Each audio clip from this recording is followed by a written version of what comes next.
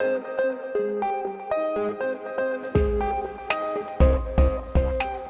ready?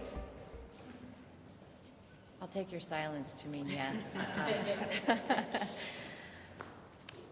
I just want to thank you all for being here this morning. We especially appreciate our friends and partners at the USOPC for being in Salt Lake City with us today. Salt Lake City is so proud of our legacy. The Olympics are alive in Salt Lake City since before 2002, certainly bolstered by our experience there. And if you walk the streets of Salt Lake City, talk to our residents today, we are a community that loves the culture of sport.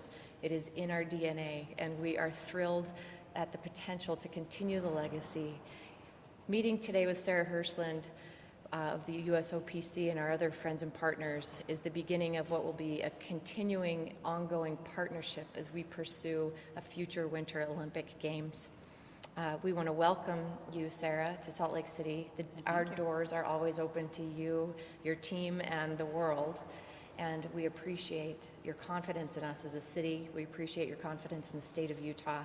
And we know that we will be able to have and host an incredible Winter Olympics. So I turn the time over to Sarah Hirshland. Thank you so much, Mayor. It's a privilege to be here, and many of you know we spent a bit of time here last year, and the decision on who to partner with for our Winter Games was quite clear to us at that time. It's a great pleasure to be back. Thank you for bringing a wonderful sunny day and snow-capped mountains as Utah presents so beautifully.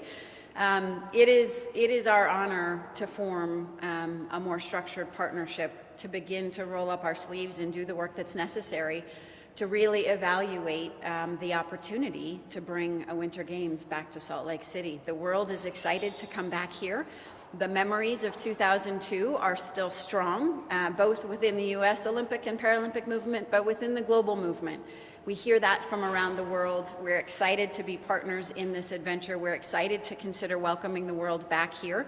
And now our obligation is to work closely together to make sure that we find the right moment and the right opportunity that will best serve the citizens of Utah, the residents of Salt Lake City, Team USA athletes, and the global Olympic and Paralympic movements as well. And we're confident that we can do that, and we're excited to get to work on it. We don't have any other comments today, and we will step aside. If you have individual questions, we'll be able to take them. Thank you for being with us today. Mind questions from the podium? Sure. Sarah, do you mind? No, that's fine. We can stay put then. Sure. Lisa. Thank you. Because I'm sure we all have the same questions. And Sarah, the question is, why has there not been a decision yet on whether what Olympics to bid on 2030 or 2030? Well, as you can imagine, we're still quite a long way out. And so we want to make sure that we are respectful and conscious of the time frame and the length of time frame for the next available games, as you know, is not until 2030, which is still quite a long way away. So it isn't a function of a lack of interest. It isn't a function of a lack of interest on behalf of the world. Frankly, it's simply a function of we're well ahead of a typical schedule in naming future venues, and so the opportunity for us is really to continue to evaluate, and we have time on our side in that. But Sapporo, Japan has already declared a bid for 2030 under the new non-season norm for selecting bid cities. That opens up a dialogue.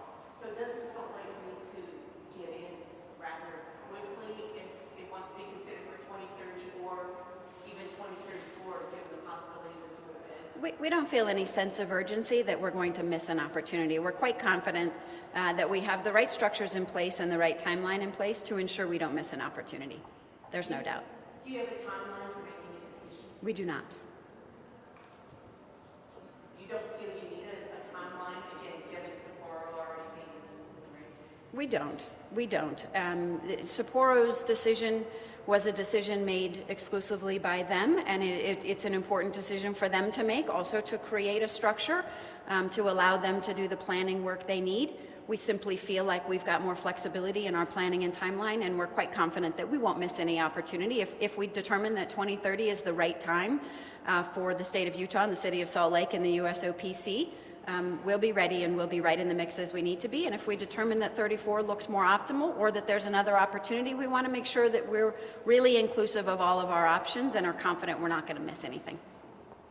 And is there any possibility of it won't go forward at this point for Winter Games? Because you're still in an evaluation stage, it sounds like. Sure, absolutely. I think you have to be open to every possibility. The commitment that I think we share together is to do the work and make sure that this is the right opportunity for everyone involved. And as long as that opportunity is there for everyone involved, then we're super excited about pushing forward, and I think the optimism is absolutely there. I want to make a comment about that also, that what you see here today and the announcement we made on Wednesday shows that there is incredible and cohesive support through the state of Utah, local government, myself, and Salt Lake City as the capital city to pursue this and do it right.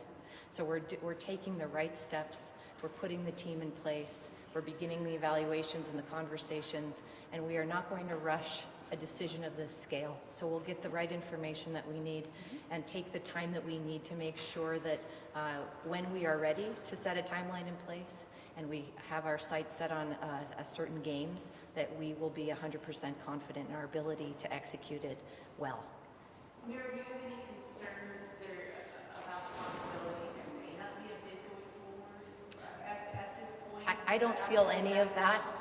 I feel an incredible amount of momentum and partnership, and you hear that from the governor down through our residents who were surveyed in their own interest for us to pursue a game. So it doesn't sound like anyone is not contemplating a future games. Anyone else? Sarah, what do you need to see from the Salt Lake Organizing Committee to feel comfortable putting a bid forward? What more do you need to see? Well, I think you heard the mayor describe exactly what we see and what we feel, which is an incredible, both natural environment in which to host a spectacular Winter Games, an incredible state, an incredible city, and the unified support of the community from the state level down to all the municipalities in the area. The support is here. It's here at every level. We feel it, we see it, whether it's, as I described to the mayor this morning, riding in an Uber with the energy of Uber drivers telling me how excited they are to bring a games back. So this environment has everything that it will take to have a spectacular Winter Games, and we're excited to do that again. With that in mind, though, the story of this committee was just formed. What are you looking for from them to move forward? Well, we need to do the work, right? You have to put a lot of pieces in place. You have to be very responsible about the budgets. You have to be responsible about the infrastructure. You have to be responsible about doing the work, and that's the work that we'll now do with an eye on, what could be in both 2030 and or 2034, and we'll evaluate those options and that possibility. So there is no hesitation, but we also have work we have yet to do. Thank you, everybody, for coming out. Have you been looking at when you were out here, and are there anything you see that need improvement or This has not been a tour to evaluate any of the details of that, no. That's not something that we're doing on this trip. We did a very thorough evaluation at the end of last year when we selected Salt Lake as our partner. So we feel incredibly confident that the infrastructure and all the support, all the tools, all the resources and tools we need are here.